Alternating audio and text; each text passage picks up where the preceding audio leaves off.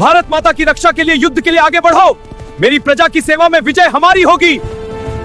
Hello दोस्तों, नमस्कार। क्या आप जानते हैं हमारा देश का नाम भारत कैसे पड़ा?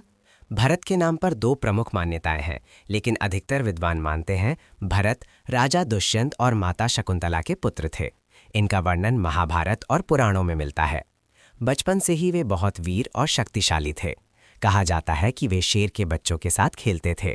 एक बार जब सप्तऋषि ने राजा दुष्यंत को श्राप दिया कि तुम्हारे बच्चे का जन्म राजमहल बना होके काहे जंगल में होगा, राजमाता शकुंतला राजमहल छोड़कर कण्व आश्रम चली गईं, राजा को बिना बताए।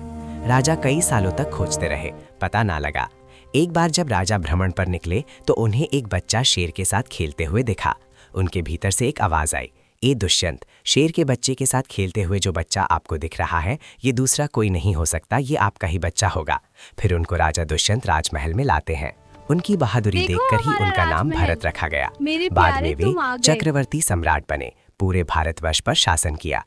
उनके शासन में देश बहुत समृद्ध था। उनके नाम पर ही इस भूमि को भारतवर्ष कहा जाने लगा। वंश, भरत के वंश में आगे चलकर कुरु वंश हुआ। इसी वंश में बाद में पांडव और कौरव पैदा हुए। महाभारत काल लिखा गया। जैन धर्म के अनुसार भारत का नाम ऋषभदेव के पुत्र थे। भरत चक्रवर्ती सम्राट थे, उनके नाम से ये भूमि भारत कहलाई। लेकिन अधिकतर इतिहास और महाभारत के अनुसार राजा दुष्यंत और शकुंतला के पुत्र भरत के नाम पर देश का नाम भारत पड़ा। आप क्या मानते हो, ये आपके निर्भर है।